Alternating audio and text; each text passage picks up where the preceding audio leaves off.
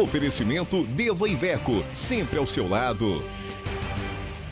Eu não encontrei hoje com 3 amigos que eu queria ter encontrado no dia de hoje. Com o Teodomiro Braga, com o Dr. Francisco Santiago e com o Sandro Drummond Fusca.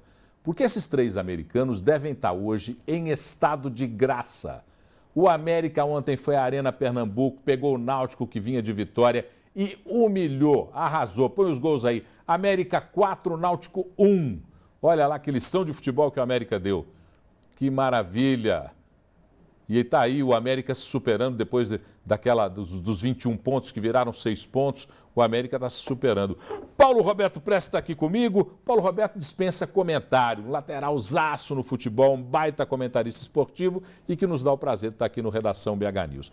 Você pode colocar de vez em quando os gols aí, porque o Paulo vai comentando. Comentar primeiro. Boa noite, prazer ter você com a gente. Prazer é todo meu. Comenta um pouquinho esse jogo do América, você viu o jogo? O América jogou muito bem ontem. Jogou muito bem, mereceu a vitória e como ele perdeu o primeiro turno aqui, ganhou agora, né, com competência. E o América é sempre uma incógnita, a gente nunca sabe o que o América vai aprontar no próximo jogo, né? Principalmente jogando fora de casa, para a gente foi uma grande surpresa. Aliás, uma agradável surpresa, porque a gente torce pelo América subir na Série A, né? Porque Minas Gerais merece ter 3 clubes na Série A, né? Que eu acho muito pouco, tanto a Série A quanto a Série B. O futebol mineiro está muito aquém. Tem 4 clubes, só 2 na A, 2 na B. Exatamente. Agora, eu também fico preocupado com uma coisa só, Paulo. Se vem mais um clube para a Série A e do jeito que os times mineiros estão fazendo, naquela tabela na ponta ali no G4, se forem os 3 profissionalizados, vai dar 3 times mineiros e não vai ter mais ninguém. Vai dar classificação para Libertadores, olha. Não é não? Tomara que isso aconteça. Agora, vamos falar um pouquinho do futebol mineiro, depois a gente fala um pouco do futebol brasileiro. Falar um pouco do futebol mineiro, olhando para essa realidade do futebol mineiro, que tem um Cruzeiro voando baixo, 2 anos seguidos voando baixo, um Atlético que foi campeão da Libertadores, um Atlético que está na zona de classificação para a Libertadores esse ano. O que é que destaca o futebol mineiro nesse momento? Olha, o destaque, obviamente, é o Cruzeiro, né? Que há 2 anos mantém um mesmo tipo, mesmo padrão, acima da média. O Cruzeiro hoje está 2 degraus acima de qualquer outra equipe do futebol brasileiro. Um grande exemplo a ser seguido, né? Porque a gente vê a troca de treinador, um esquema que nunca dá certo, né? Mudança de plantel, estou dando equipe, montando 50, 60 jogadores, né? Renovação. Eu acho que o Cruzeiro é o grande exemplo disso. O Atlético, obviamente, também se estruturou, né, para que isso acontecesse, conquistou um grande título. E a continuidade desse time também pode projetar o Atlético para grandes conquistas. O Cruzeiro já é campeão brasileiro ou é cedo para a gente falar isso? É cedo, mas o Cruzeiro está com uma mão na taça. Tá, porque você não vê adversário para o Cruzeiro hoje no futebol brasileiro. Apesar de que o Atlético ganhou os 2 jogos do Cruzeiro no Campeonato Brasileiro, mas 2 jogos iguais. O Atlético jogou e no segundo jogo agora o Cruzeiro massacrou o Atlético e o Atlético foi lá e venceu. Coisas do clássico que acontece. Mas eu acho que o Cruzeiro realmente vai conquistar o bicampeonato seguido, né? Tem um amigo meu que foi votar e a moça na zona eleitoral falou, seu título, ele é cruzeirense, ele falou, daqui 12 rodadas eu trago. Já falou assim, garantindo para não ter problema nenhum. Falar um pouco do futebol brasileiro. Paulo Roberto jogou numa época do futebol brasileiro em que o futebol brasileiro era referência para o mundo. E hoje nós somos chacota para o mundo. Verdade. Nós tomamos um sapé-caiaiá, como diz o Paulo César Vasconcelos, tomamos um sapé-caiaiá de 7-1 para a Alemanha em pleno Mineirão. O futebol brasileiro precisa encontrar seu caminho. O que está acontecendo com esse nosso futebol? Realmente o futebol brasileiro perdeu aquela paixão de ter um jogador mais técnico, com qualidade.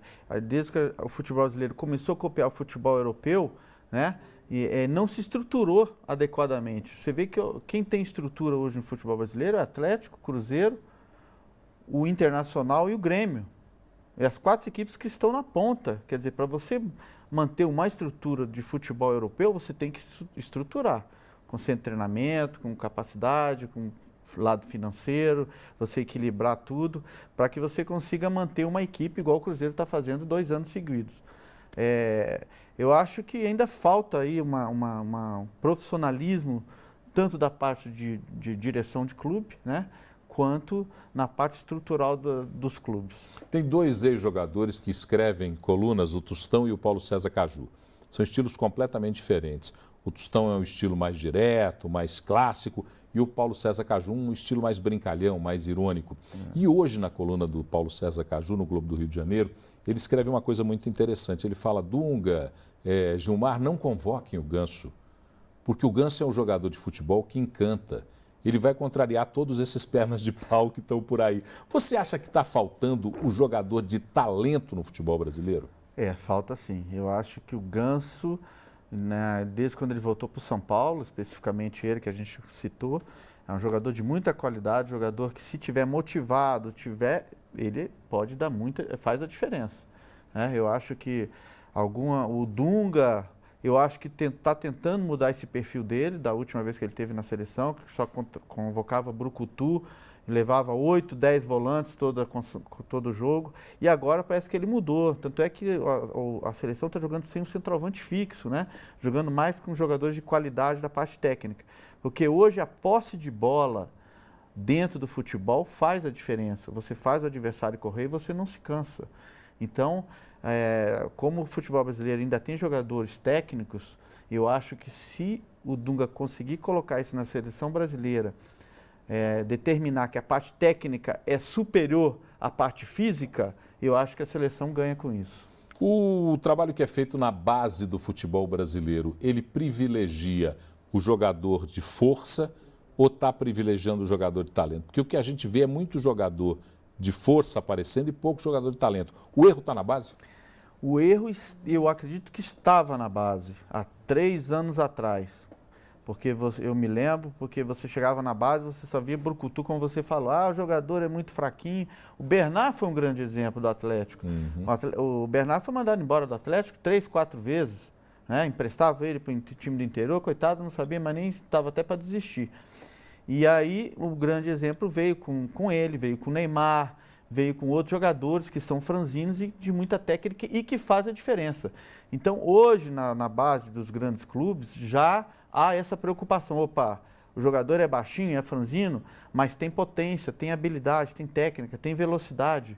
E isso hoje está contando muito. Se ele fosse embora do Atlético precocemente, o Atlético não teria ganho o que ganhou com ele. Quer dizer, não pegou o dinheiro ainda não, porque está retido lá em Brasília, mas não teria, pelo menos, tido a possibilidade de vender um jogador como o Neymar. É verdade. Você acha que um jogo como Brasil e Argentina no sábado, com uma vitória do Brasil, traz um novo panorama ou só vai tapar o sol com a peneira? Não, por enquanto tapar o sol com a peneira. A gente sabe que essa seleção, a gente estava até conversando em off aqui, com jogadores já que nem vão chegar na próxima Copa, né?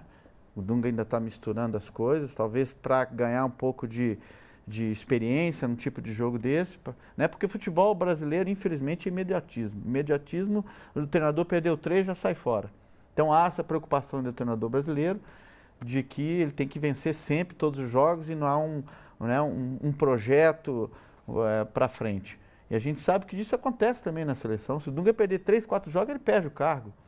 Então eu acho que é um jogo importante contra a Argentina. Vencer sempre é muito bom, né? Mas é bom só para manter a comissão técnica e que ela consiga colocar o projeto dela para frente. Vamos lá, vamos esperar o sábado então.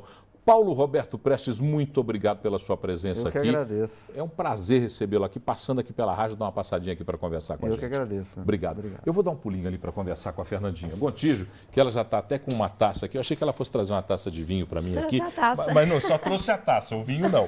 Tudo bom, Fernandinha? Beber papel não dá, né? Dá a dica da Night e depois fale com a gente aqui sobre a taça. Então, a antiga Noite Disco do Clube Chalezinho, depois de 8 anos na casa, se reinventou e virou agora retrô. A noite de estreia da festa é hoje, com intervenções exclusivas, exibições de clipes. Apesar do espírito mais contemporâneo da festa, ela continua com o estilo vintage, que é embalado pelo DJ e residente Siman.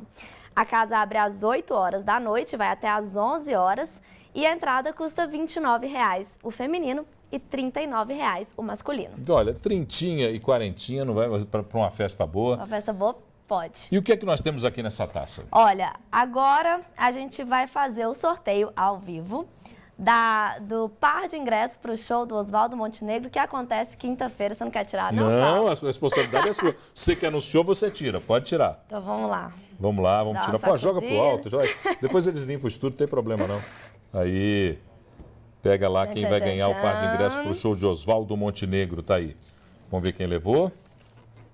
Eni Rodrigues, final de telefone 6400. Eni Rodrigues, 3264-1880. Ligue pra gente, você vai saber como é que você vai fazer para apanhar esse par de ingressos pro show de Oswaldo Montenegro. E parabéns, né? Parabéns, porque ganhou, claro. Faturou. Sorte tem que ser sempre contemplada e parabenizada. Exatamente. Obrigado, Fernandinha. Uma ótima noite para você. Uma ótima noite para você que nos acompanhou até agora aqui no Redação BH News. Nós estamos indo embora, amanhã a gente volta às 6h30 com mais notícias para você. Muito obrigado pela sua gentil e preciosa companhia. Amanhã a gente volta. Tchau.